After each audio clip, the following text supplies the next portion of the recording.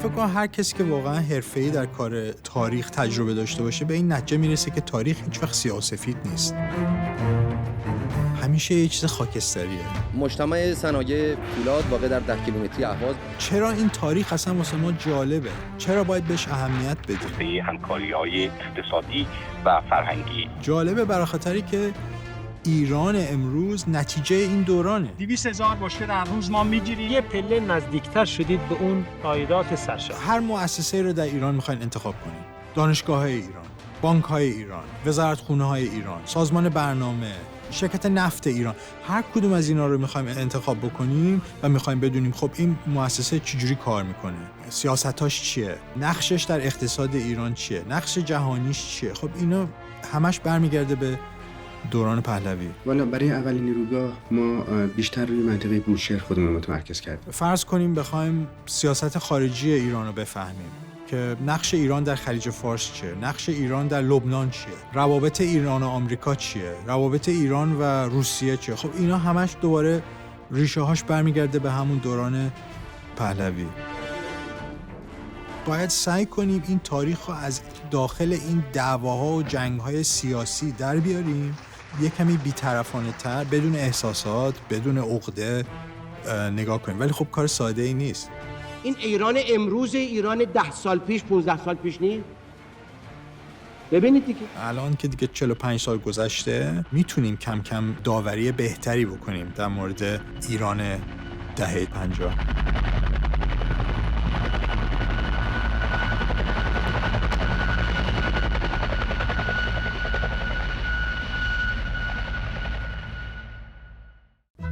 ایران و اتحاد شوروی در طرح‌های صنعتی گسترده‌ای سهیم و همگام می‌گردند. مشارکت شوروی در احداث روباهن منجر به تهیه قرارداد بین شوروی و ایران برای ساختن کارخانه فولاد در اصفهان در سال 1963 امضا شد. در دوران یک سفر آقای برژنف به ایران، این کار در تقریباً چندین سال بعد از امضای این قرارداد شروع شد در اصفهان در سال 1967 که آنها راه دوم، یعنی پروژه عظیم و بزرگی بود که تقریباً 6 سال طول کشید و در سال 1973 به پایان رسید. شاهنشاه آریامهر با فشار دادن کلید دستگاه اجازه بهره برداری از مجتمع ذوب آهن آریامهر را صادر می‌فرماید.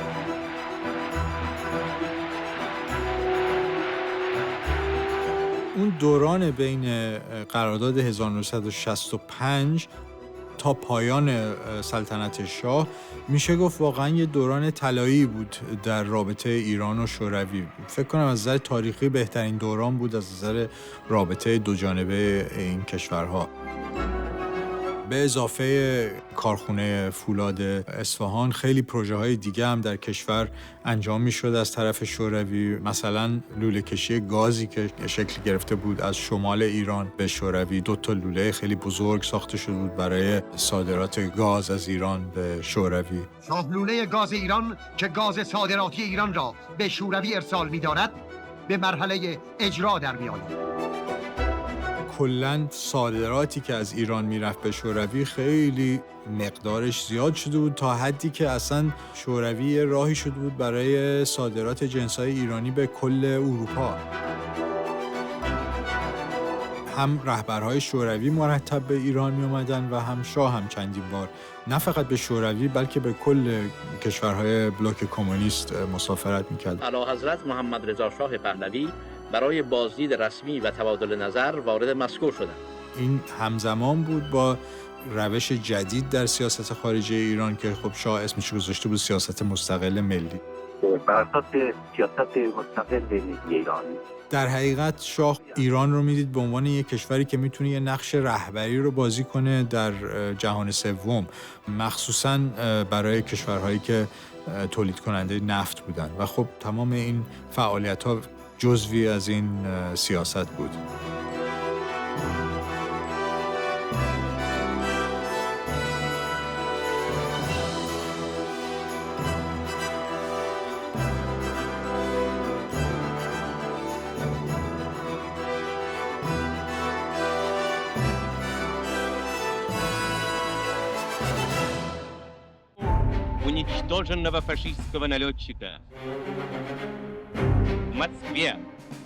روابط ایران و شوروی یه سابقه خیلی مهمی داره خب که برمیگرده به دوران روسیه تزار. بعد از صدها سال که روسیه تجاوز کرده بود به خاک ایران، مخصوصا در 2 جنگ در دوران قاجاریه، قراردادهایی که به ایران تحمیل کرده بود در گلستان و ترکمنچای، اولین تجربه‌ای که محمد رضا شاه از سلطنت داشت جنگ دوم جهانی بود و در موقعیت بسیار سختی به تاج سلطنتی رسیده بود. پدرش که از ایران بیرون شده بود و کل شمال ایران دست شوروی بود. ارتش سرخ کل شمال ایران رو اشغال کرده بود و از 2 نهضت جدایی طلب حمایت میکرد و تشویق میکرد در تبریز و در ماهاباد. در حقیقت اون دیدی که محمد رضا شاه از شوروی داشت و اون دیدی که من فکر کنم خیلی از رؤسای شوروی از ایران داشتن، هنوز یه جاهایی برمیگشت به اون طرز فکر روسیه تزاری و این خطری که روسیه و بعداً شوروی برای ایران داشتن. من فکر کنم این هیچ وقت واقعاً از بین نرفت ته دل روس‌ها و ته دل ایرانی‌ها.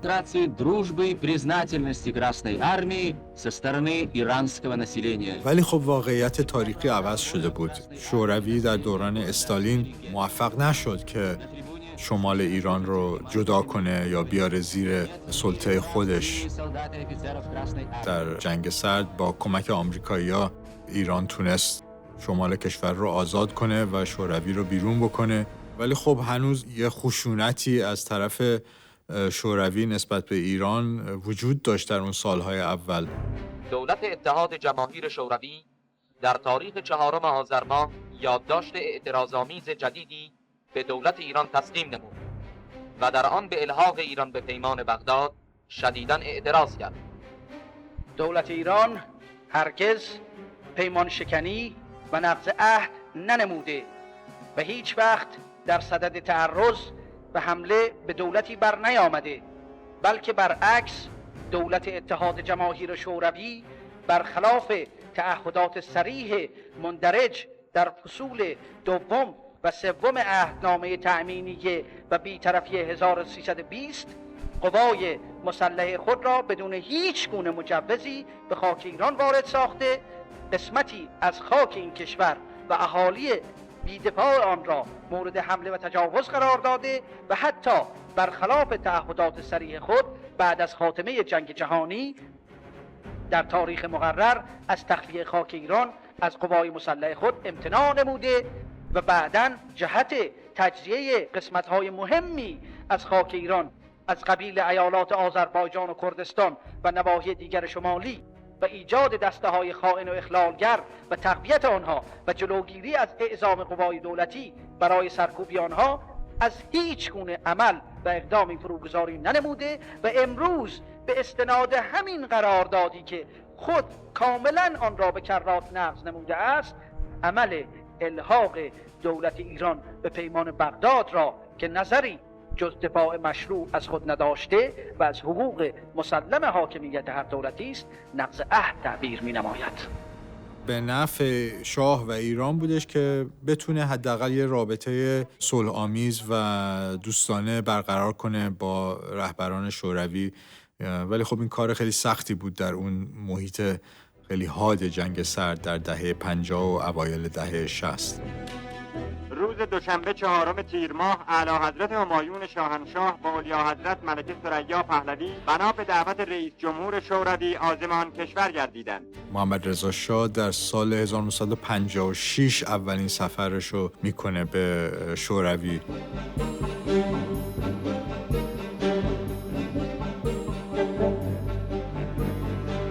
اردشیر زاهدی در خاطراتش تعریف میکنه که وقتی که اونها چندین هفته وقت گذروندن در شوروی و مذاکرات مختلفی با رؤسای شوروی داشتن، من جمله با خود نیکیتا کروشچاف دبیر اول حزب کمونیست شوروی، هنوز معلوم بود که اون مشکلاتی که در رابطه بود وجود داشت.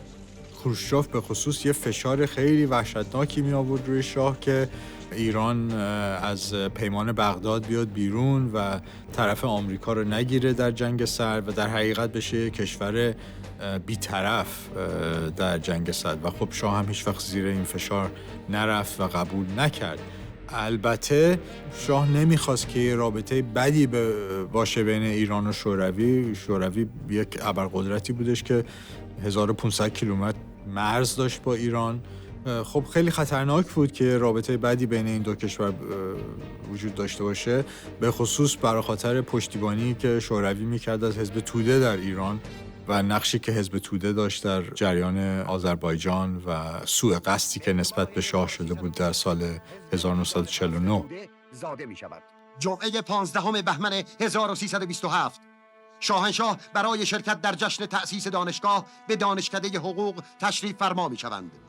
دشمنان ایران شاه را مورد سوء قصد جنایتکارانه‌ای قرار می دهند. اما این توطئه پلید نافرجام می ماند. این خون ملت ایران است که بر زمین می چکد. این توطئه است بر ضد جان و شرف و استقلال یکایک مردم ایران که شاه به عنوان پرچمدار وحدت و همبستگی و حاکمیت ملی پیشا پیش آنان قرار دارد.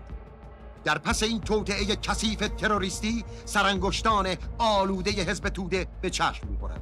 شاهنشاه به سلامت از توطئه می‌رهند و دولت حزب توده را منحله اعلام می‌کند. این سردبیران و نویسندگان پراودا هستند که هر روز ناچارند به نام موجوداتی که در حزب توده در اون دوران در تبعید بودش. شوروی یه پایگاه براشون به وجود آورده بود در لایپزیگ در آلمان شرقی. یه رادیو راه افتاده بود به عنوان رادیو پیک ایران که از بلغارستان پخش میشد به سمت ایران با حمایت شوروی.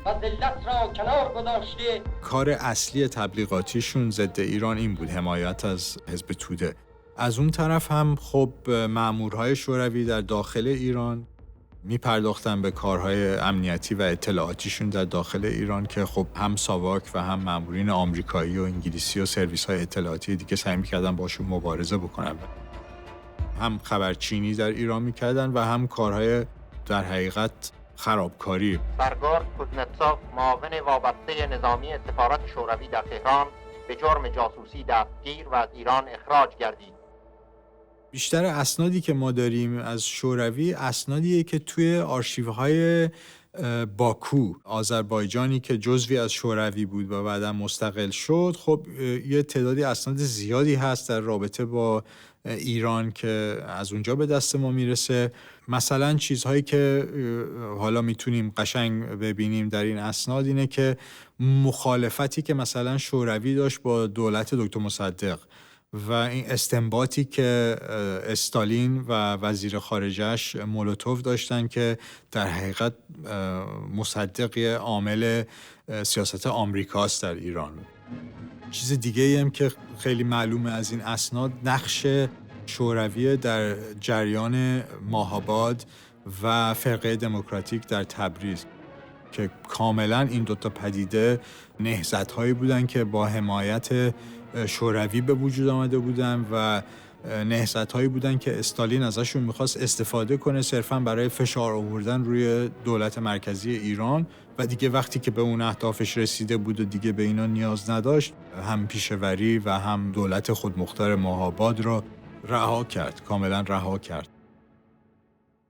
خلاصه اینها کاملاً معلومه از این اسنادی که آزاد شده.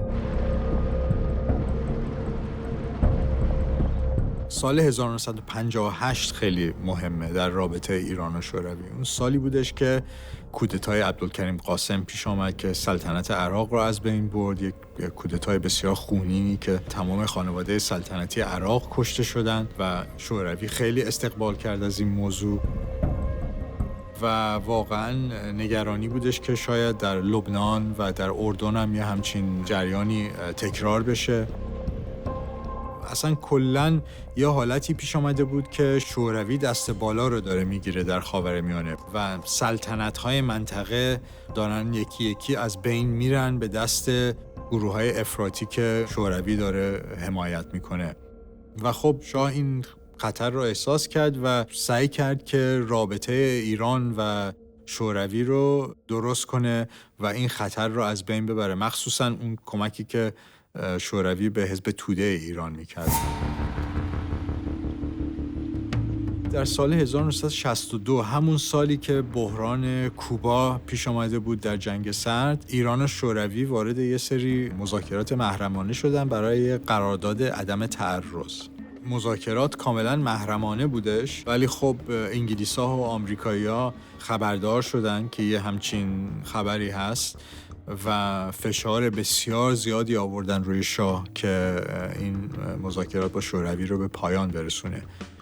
آمریکایی‌ها تصورش این بودش که شاه این کار داشت میکرد که یه جوری دست بالا رو بگیره در مذاکرات با خود آمریکایی‌ها برای یه قرارداد دو جانبه نظامی، ولی من فکر کنم واقعیت این بودش که شاه احساس کرده بودش که لازمه که این خطر شوروی رو از بین ببره و اینقدر نیاز نداشته باشه به کمک آمریکایی‌ها در جنگ سرد، اینقدر ایران وابسته نباشه به آمریکایی‌ها در این جریان جنگ سرد.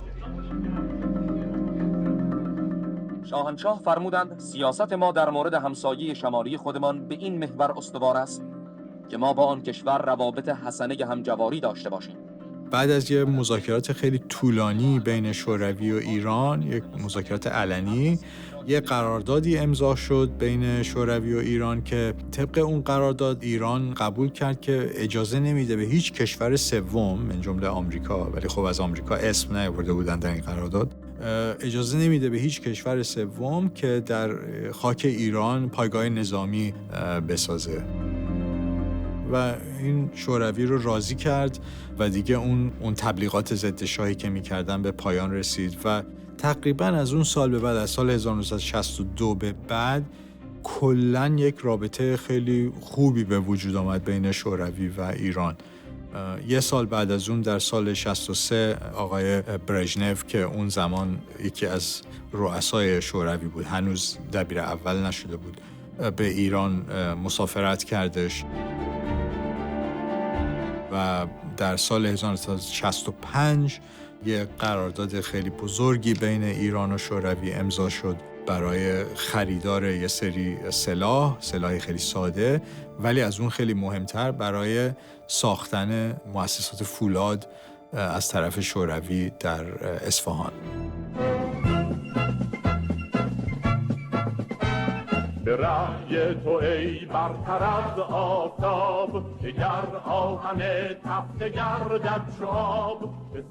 تعداد خیلی عظیمی از مستشارها و کارمندهای روسی در اصفهان حاضر بودن برای این کار و این خودش نگرانی شده بود برای آمریکایی‌ها و برای مامورای امنیتی ایران که یه تعداد جمعیت خیلی زیاد از شوروی آمدن و در اصفهان ساکن هستن و دارن این کارو میکنن.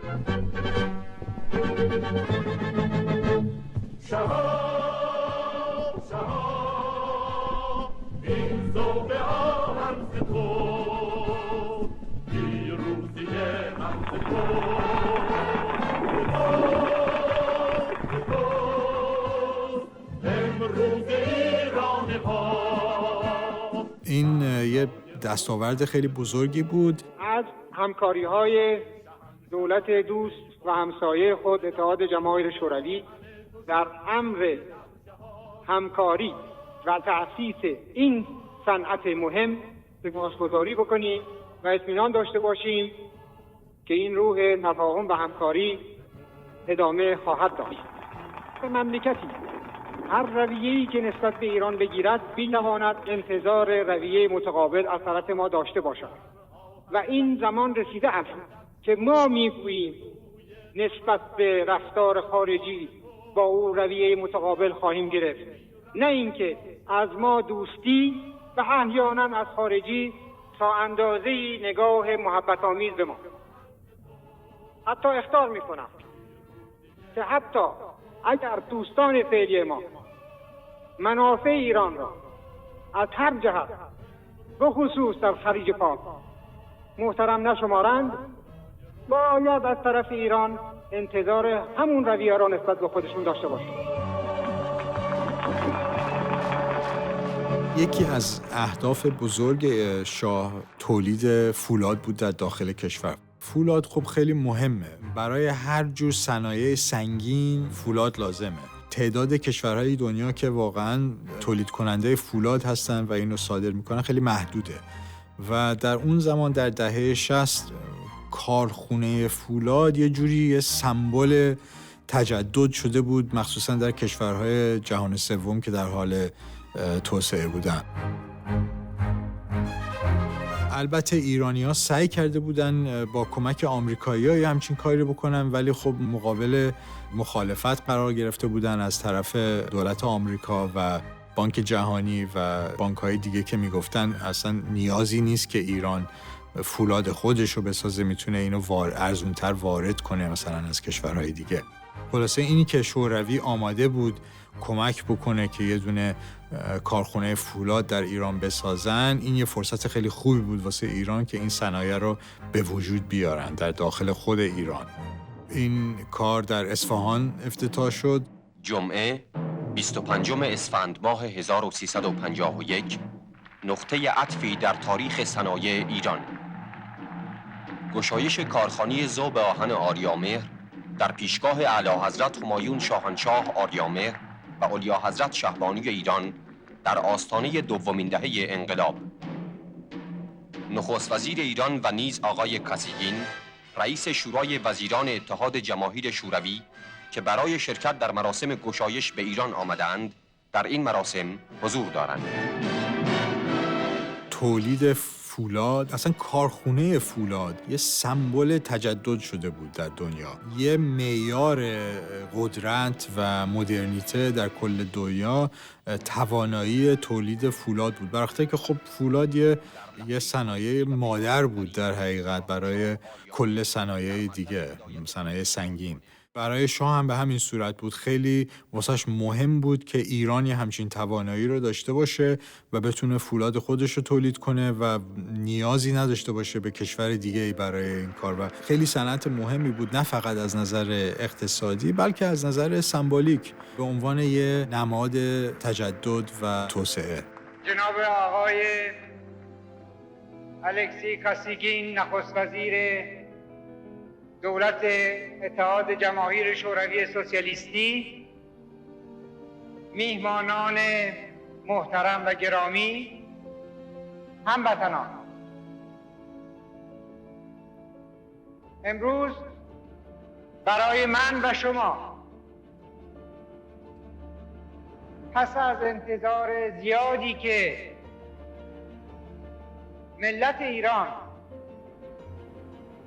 در این شاید 70 سال اخیر تاریخ خود برای داشتن صنعت مادر ضامن استقلال اقتصادی و سیاسی که همان صنعت فولاد باشد، بالاخره ایران توانست آرزوی دیرین خود را که داشتن صنعت مادر ذوب آهن بشود. برای اینکه ما استقلال داریم و می توانیم برای خود، برای ایرانی و فقط به خاطر ایرانی تصمیم بگیریم. تقریبا هر جور صنایع سنگین بخواین در کشور به وجود بیارین واسش فولاد لازمه و خب این در حقیقت یه سمبل استقلال ملی شده بود و در بیشتر کشورهایی که تونسته بودن خودشون رو تبدیل کنن از یه اقتصاد مثلا کشاورزی به یه اقتصاد صنعتی مثلا شوروی یا چین یا کشورهای دیگه که در حال توسعه بودن، این توانایی کارخونجات فولاد واقعا یه صنعت کلیدی بود برای این کار و من فکر میکنم اینی که آمریکایی‌ها مخالفت میکردن با این کار خودش یه نارضایت و یه ناراحتی به وجود آورده بود واسه شاه و اینی که از شوروی کمک بخوان واسه این کار یه جوری بود که مثلا شاه میتونه به آمریکایی‌ها نشون بده که ما شما رو لازم نداریم، ما به شما اینقدر نیازمند نیستیم، ما حق انتخاب داریم در جنگ سرد، اگر شما اون چیزی که ما میخوایم به ما ندیم ما میریم کمک از شوروی میگیریم. این یه جورایی یه اعلام استقلال بود برای ایران این کار. با اجرای این طرح و طرح‌های تنظیم شده دیگر انتظار می‌رود تولید فولاد کشور در پایان برنامه عمرانی پنجم به قریب 6 میلیون تن و در پایان برنامه ششم به بیش از 15 میلیون تن در سال بالغ گردد. بدین ترتیب کشور ما در آینده نزدیک نه تنها کلیه احتیاجات عمده خود را به آهن و فولاد در داخل تأمین خواهد کرد، بلکه به عنوان صادرکننده فرآورده‌های مختلف فولاد محصولات خود را به بازارهای جهانی نیز عرضه خواهد داشت.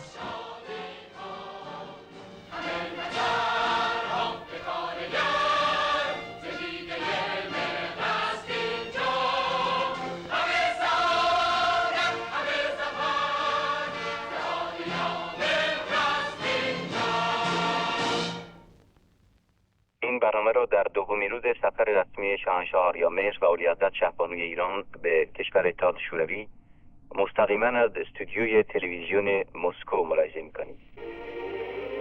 این نخستین بار بود که رئیس کشوری خارج از بلوک شرق به دیدار شهرک تازه‌نورد می‌رفت. اون دوران بین قرارداد 1965 و در حقیقت تا پایان سلطنت شاه میشه گفت واقعا یه دوران طلایی بود در رابطه ایران و شوروی. فکر کنم از نظر تاریخی بهترین دوران بود از نظر رابطه دو جانبه این کشورها.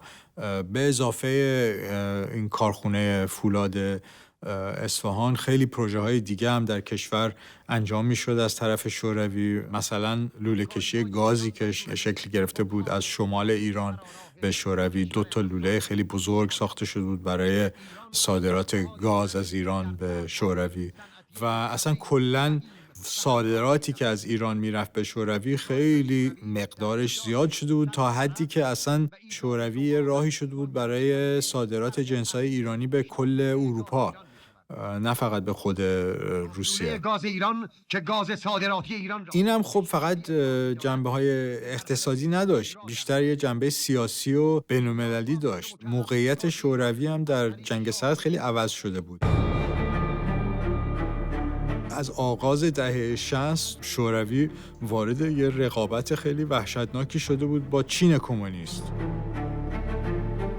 و ماو این انتقاد رو از خروشچوف میگرفت که در حقیقت اونها ایدئولوژی استالین رو زیر پا گذاشتن و شوروی تبدیل شده به یه کشور رفرمیست، اصلاح طلب و دیگه انقلابی نیست و در حقیقت پرچم انقلاب در پکن و در چین برافراز شده و یه رقابتی به وجود آورده بود بین چین و شوروی که حتی نزدیک بود به مرز جنگ بکشه در چندین مورد در دهه 60. و خب این خیلی کمک کرد به هم آمریکا و هم کشورهای مثل ایران در رابطهشون با شوروی. خیلی لازم بود برای دولت خروشچوف و بعد از اون برای دولت برژنف که رابطه خوبی برقرار کنن با کشورهایی که در حقیقت در سلطه غرب بودن در جنگ سرد. در سال 1972 خب نیکسون اون مسافرت خیلی معروفش رو کرد به چین در فوریه سال 1972 و چند ماه بعدم واسه اولین بار به عنوان رئیس جمهور آمریکا به مسکو رفت و مهمون آقای برژنف بود در کاخ کرملین. خب این تحولات سیاسی بی اثر نبود روی رابطه ایران و شوروی. به همون صورت که آمریکایی‌ها تونستن از این موضوع رقابت چین و شوروی استفاده کنن، شاه هم از این موضوع استفاده کرد و در همون سال 1972 رابطه برقرار کرد با چین کمونیست و از این موضوع تونست استفاده کنه که فشار بیاره رو شوروی و در حقیقت این دوتا قدرت کمونیست رو ضد هم به کار بندازه در مقابل ایران. خیلی خوشحال از دیدن احمدزاده. من هم همینطور منتظر شما بودیم. موافق باشید مزتن قائم مقام نخست وزیر آقای چیتن کوین رئیس کمیته ملی کنفرانس سیاسی وزیر امور خارجه آقای کلاً یه سیاستی که شاه داشت در دهه 60 و دهه 70 این بودش که به همون صورت که خود آمریکا سعی کرده بود یه رابطه بهتری داشته باشه با شوروی بعد از جریان کوبا، ایران هم به همین صورت سعی کرده بود یه رابطه بهتری بسازه با تمام این کشورهای بلوک شرقی. تعداد زیادی از مردم براتیسلاوا به نمایندگی از سوی جمعیت این شهر به فرودگاه آمد، مخصوصا با کشورهایی که تا یه حدی مستقل بودن از شوروی، مثلا یوگسلاوی تیتو، رومانی چاوچسکو، ولی حتی تمام کشورهایی که واقعا خیلی نزدیک بودن به شوروی مثل لهستان و مجارستان و بلغارستان، همه اینها روابط دیپلماتیک با ایران داشتن و خب این خیلی کمک میکرد به ایران. با اختلاف زمانی که بین تهران و چکسلواکی وجود داره، اکنون ساعت 2:30 بعد از ظهر به وقت تهرانه. مخصوصا در دهه 70 این کشورهای کمونیست اروپای شرقی در یه موقعیت خیلی سخت اقتصادی قرار گرفته بودند. اینا کاملا وابسته بودن به شوروی از نظر اقتصادی. تمام صادراتشون در حقیقت شوروی می‌خرید با قیمت‌های خیلی کم و جنسایی هم که تولید می‌کردن نمیتونستن واقعا رقابت کنن با جنس‌های غربی یا خلاصه خیلی واسه شون مهم بود که یه بازارهای جدیدی پیدا کنن برای جنساشون و خب نیاز داشتن به نفت و خب نتیجتاً یه سری قرارداد جدید امضا شد بین ایران و این کشورها برای واردات یه سری صنایع که اینا تولید میکردن مثلا تراکتور، ماشین، جنسای خیلی صنعتی سنگین به ایران و از اون طرف صادرات نفت از ایران به این کشورها و برای کشورهای مثلا چکسلواکی یا لهستان یا مجارستان یا بلغارستان این قراردادها خیلی با ارزش بود و ایران در حقیقت یه دریچه‌ای بود به اون بازار غرب از نظر اقتصادی. سفر شاهنشاه و شهبانو به پوزنان در حالی که حضرت پروفسور یابلونسکی رئیس جمهوری لهستان و همسرشان اعلیحضرتین را همراهی می‌کردند، مقارن ظهر دیروز به وقت تهران آغاز شد. naszego wrodu i naszego województwa. Bardzo nam miło. Nasza mość przybyła do naszego wrodu poznańskiego. پس از پایان سخنان شاهنشاه آریامهر، حضرت مارشال تیتو رئیس جمهوری سوسیالیستی فدراتیو یوگسلاوی سخنان ایراد کردند و به خوش آمد و سخنان شاهنشاه آریامهر پاسخ دادند. این سخنان حضرت مارشال تیتو در ضیافت شام دیشب اعلیحضرتین است. توجه بفرمایید. روابط بین دو کشور ما از نظر سیاسی و از نظر اقتصادی بسیار رضایت بخش است و در آینده به مراتب این روابط توسعه خواهد یافت. در زمینه اقتصادی کالاهای مختلفی برای مبادله بین دو کشور وجود دارد و در زمینه سیاسی ما دارای تفاهم و توافق بسیار هستیم و از تجربیات یکدیگر نیز می توانیم استفاده کنیم چون این به نفع هر دو کشور ما است. مارشال تیتو در سخنان خود سعادت و سلامت شاهنشاه آریامهر و عالیحضرت شهبانو و رفاه هرچه بیشتر ملت ایران را آرزو کردند. این رابطه حسنه بین ایران و کشورهای کمونیست در حقیقت فضای بازی حزب توده هم خیلی کوچیک کرده بود در اروپا. یه مشکل خیلی بزرگی واسه حزب توده به وجود آورده بود، برای خاطری که خب حزب توده کاملا وفادار بود به اون خطی که از مسکو اعلام میشد و حزب مجبور شد در حقیقت خطی که شوروی انتخاب کرده بود و بپسنده و مجبور شدن خب سیاست خودشون رو عوض کنن. در حقیقت حزب توده یک سیاست اصلاح طلبانه پذیرفت نسبت به شاه. در اون دوران اعلام کردن که مثلا انقلاب سفید شاه رو قبول دارن، اصلاحات ارضی رو تشویق میکنن و حتی حاضرن همکاری بکنن با دولت شاه.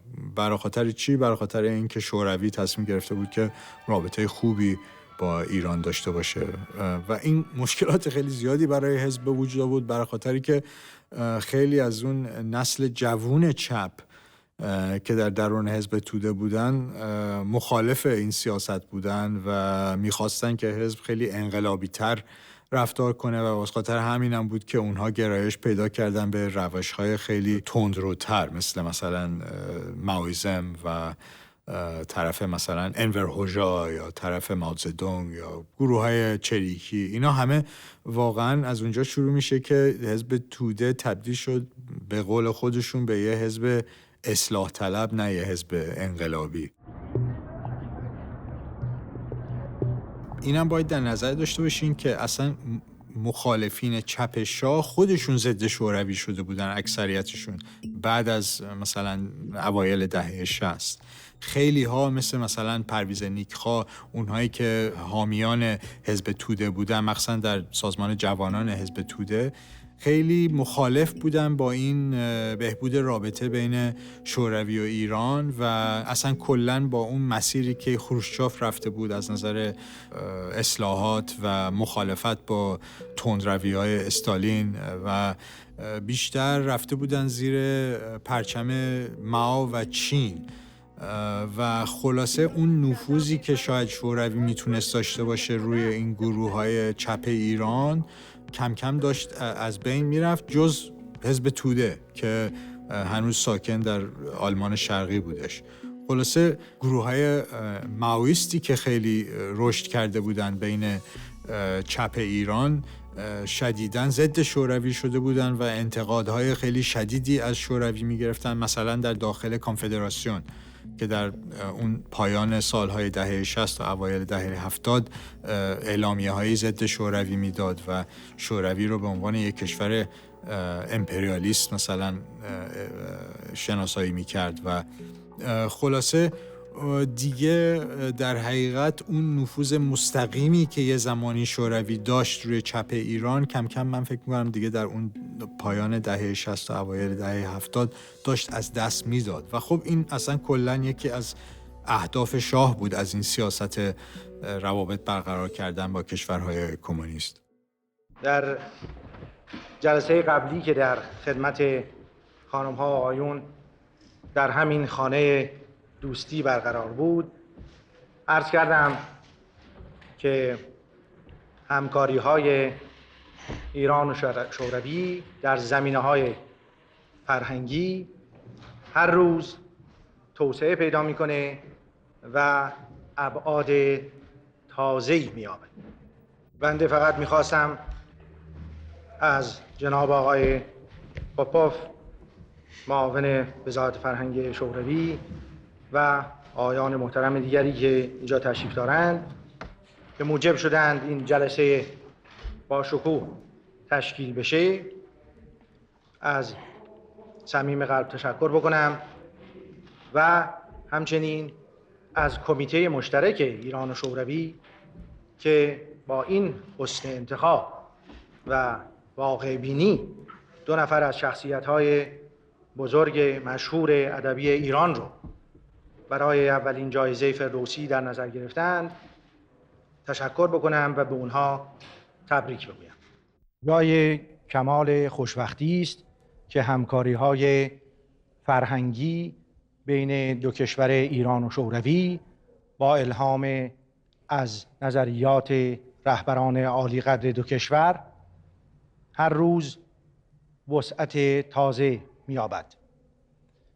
اختصاص جایزه فردوسی واقعه جدیدی بود که تحقیقاً در تحکیم روابط فرهنگی بین 2 کشور سهم به سزایی خواهد داشت.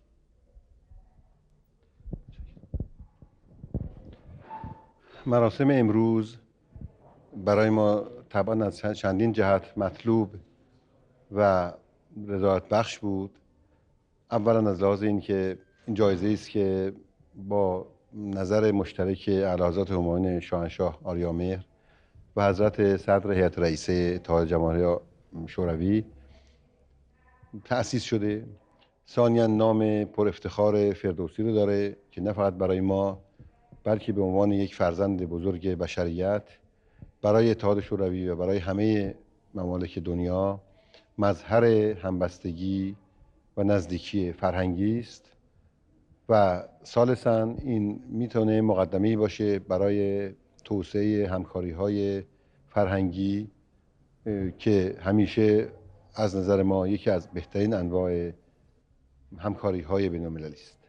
اهمیت روابط معنوی و فرهنگی میان کشورهای جهان بر کسی پوشیده نیست و خصوصاً رهبران عالی‌قدر دو کشور ایران و اتحاد جماهیر شوروی به این نکته اساسی هم در کنار مسائل مهم دیگر توجه داشتند و خوشبختانه ایجاد چنین جایزه‌ای موجب تشویق اهل فرهنگ می شود برای اینکه بیشتر با هم آشنایی پیدا بکنند و در تقویت مناسبات فکری و روحی کوشش داشته باشند.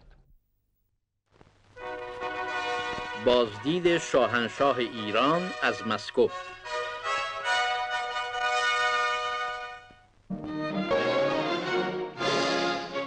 روابط دیرین و دوستانه اتحاد شوروی و ایران مؤید این حقیقت است که در توسعه و تعمیق این مناسبات تماس‌های شخصی رؤسای دو کشور نقش بزرگی ایفا می‌کند.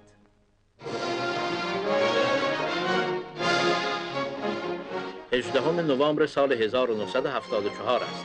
بنا به دعوت هیئت رئیسه شورای عالی اتحاد شوروی و دولت شوروی، اعلیحضرت محمد رضا شاه پهلوی برای بازدید رسمی و تبادل نظر وارد مسکو شدند.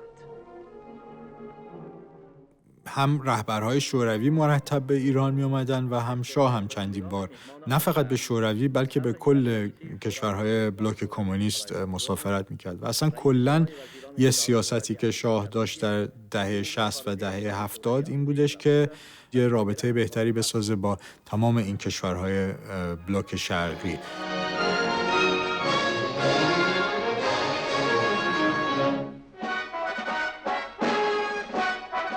این همزمان بود با روش جدید در سیاست خارجی ایران که خب شاه اسمش گذاشته بود سیاست مستقل ملی.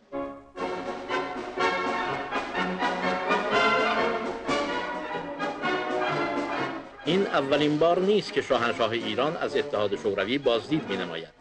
ملاقات‌های رؤسای اتحاد شوروی و ایران سنتی شده و دهمین بار است که این دید و بازدیدها مشوق استحکام روابط دوستی بین اتحاد شوروی و ایران به نفع مردم هر دو کشور و امر صلح و همکاری بین المللی گردیده است.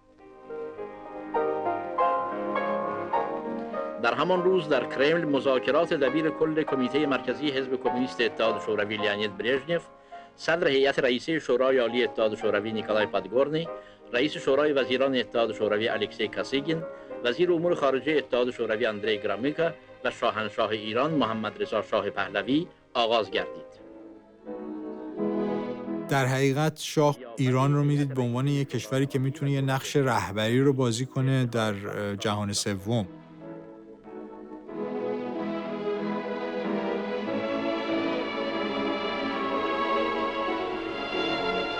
برای تجلیل خاطره مؤسس دولت شوروی که مبتکر سیاست اصولاً جدیدی نسبت به ایران و سایر کشورهای خاورزمین بود، یعنی سیاست دوستی و همکاری، شاهنشاه در پای آرامگاه لنین تاج گل گذاشتند.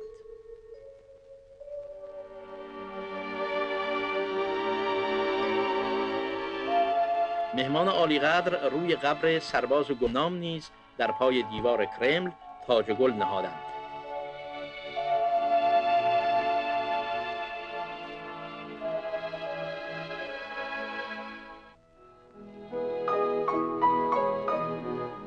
هنگام بازدید سفیر ایران در اتحاد شوروی به افتخار شاهنشاه محمد رضای پهلوی مجلس ضیافتی برپا نمود و در آن رفقا پادگورنی، کاسیگین، گرامیکا و سایر رجال برجسته اتحاد شوروی و رجال دولتی ایران که همراه شاهنشاه بودند شرکت جستند.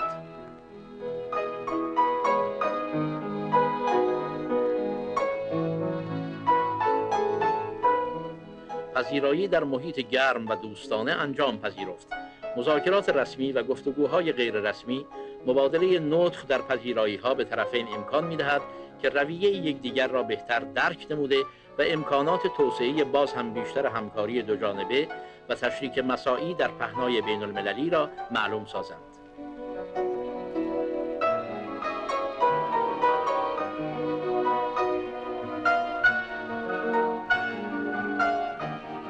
اینک دیدار کوتاه مدت و با نتیجه به پایان میرسد. مشایعت مهمان عالیقدر در فرودگاه ونوکووا.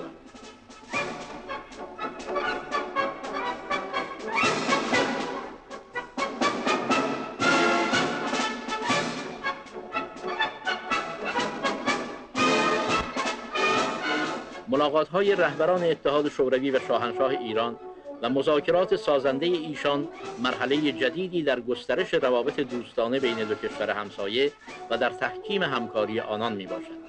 اتحاد شوروی و ایران اظهار نمودند که مایلند با به کار بردن اصول همزیستی مسالمت‌آمیز در عمل روابط بین المللی و حل مسائل مورد اختلاف بین المللی پشت میز مذاکرات به ادامه تنش‌زدایی در امور بین المللی نائل گردند و برای توسعه پیگیر جریانات تنش‌زدایی بین المللی و گسترش دامنه آن به تمام نواحی کره ارض از هیچ اقدامی فروگذار نخواهند نمود و به لزوم تشدید فعالیت به منظور ایجاد سیستم امنیت دست جمعی در آسیا بر پایه مساعی مشترک همه کشورهای آسیایی توجه خاصی مبذول داشتند.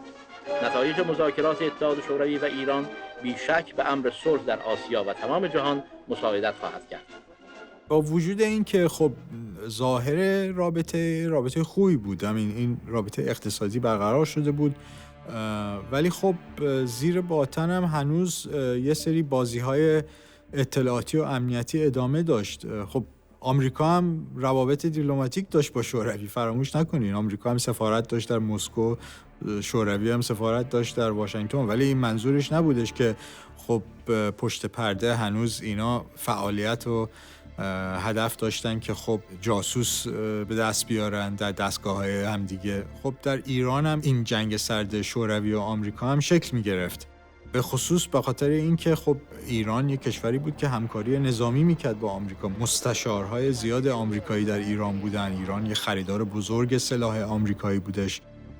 همکاری امنیتی و اطلاعاتی با آمریکا داشت. واسه خاطر این بود که خب قابل اهمیت شوروی بود و سفارت شوروی و مأمورهای اطلاعاتی شوروی در ایران و سازمانهای اطلاعاتی نظامی شوروی GRU هر دو سعی می‌کردند که نفوذ پیدا کنند در داخل دولت ایران و در داخل سفارتخونه‌ها و بین مستشارها و شرکت‌ها و تمام اون جامعه بزرگ آمریکایی و غربی که در ایران وجود داشت. مثلا شما تصور کنین خب خیلی با ارزش بود برای شوروی که بتونن دسترسی داشته باشن به اون مثلا هواپیماهای جنگی آمریکایی که در ایران بود یا اون تکنولوژی نظامی که در ایران پیاده شده بود.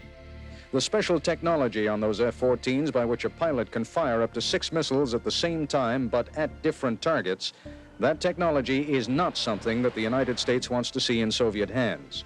خب برای حفاظت امنیت تمام این دستگاه‌ها و تمام این نیروهای امنیتی هم خب فعالیت زیادی میشد، هم از طرف ساواک و هم از طرف ماموران اطلاعاتی آمریکا. خلاصه پشت پرده این جنگ اطلاعاتی و این در حقیقت جنگ محرمانه ادامه داشت و خب ما میدونیم که شوروی هم تا یه حدی موفق بود. از چندین جاسوس داشت در ارتش ایران، در تأسیسات دولتی ایران. از همه معروفتر تیمسار مقربی بودش که ساواک کشف کرده بود نقشه ایشونو و دستگیرشون کرد و اعدامشون کرد. ساعت 9:30 صبح یک شنبه 27 آذر ماه 2536 دادگاه تجدید نظر ویژه مأمور رسیدگی به اتهام سرلشکر احمد مقربی تشکیل شد. ابتدا منشی دادگاه رأی دادگاه بدوی را مبنی بر محکومیت اعدام قرائت نمود و دادستان با توجه به اقاریر متهم و مستندات پرونده تقاضای ابرام رأی صادره را نمود. سپس با اجازه رئیس دادگاه وکیل مدافع متهم یک بحث روانی در مورد ترس و تشویش از زمان طفولیت متهم به عرض دادگاه رسانید و گفت متهم در 13 سالگی پدر خود را از دست داد. مرگ پدر یک فشار و اضطراب روحی در او به وجود آورد. ترسی که از کودکی در انسان به وجود می آید از بین نمی رود، بلکه گذشت زمان خاکستری بر رویان می ریزد. ولی پس از آن که بر اثر جریانات باد این خاکستر از روی ترس کنار رود، ترس مثل اشکری فروزان دوباره ظاهر خواهد شد. سپس دادستان در ختم کلام اعتراف متهم را که گفته است به گناه بزرگ خویش با همه عظمت و بزرگی آن واقف است به عرض دادگاه رسانید و گفت دیگر من در مقام دادستان چه بگویم؟ علی‌هذا مجدداً با توجه به اعتراف صریح متهم، کشف وسایل مخابراتی و الکترونیکی حاضر در دادگاه و اعمال و اقدامات متهم، کیفر متهم را به استناد بند 4 ماده 313 قانون دادرسی و کیفر ارتش خواستارم. دادگاه پس از سخنان متهم وارد شور شد و متهم دوباره به اتفاق آرا به اعدام محکوم گردید. متهم تقاضای فرجام کرد. گزارشی به شرف عرض رسید، ولی به استناد فرمایش تاریخی شاهنشاه آریامهر مبنی بر این که اگر به من و خانواده‌ام خیانت شود خواهم بخشید، ولی اگر به مملکت خیانت شود بخششی در کار نیست، مفاد بند 4 ماده 313 قانون دادرسی و کیفر ارتش درباره متهم اجرا گردید.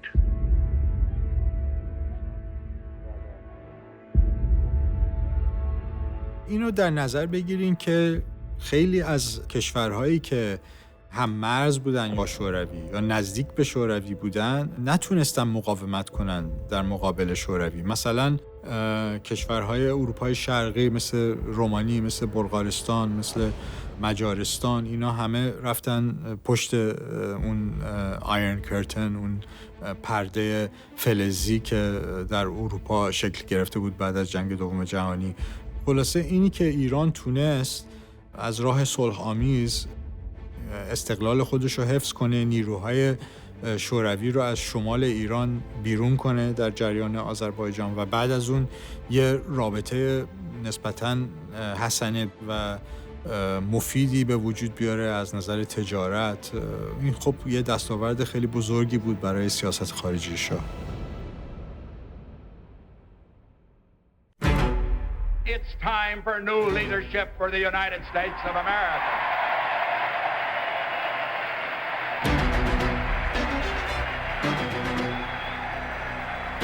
Your visit to Iran, Mr. President, certainly represents a further step in expansion and strengthening of our long-standing friendship and cooperation. We owe so much to you. We owe so much to you. That is one of the things that this visit symbolizes. We are proud that Iran is a friend of the United States. نیکسون رو کرد به شاه و به شاه گفتش protect me.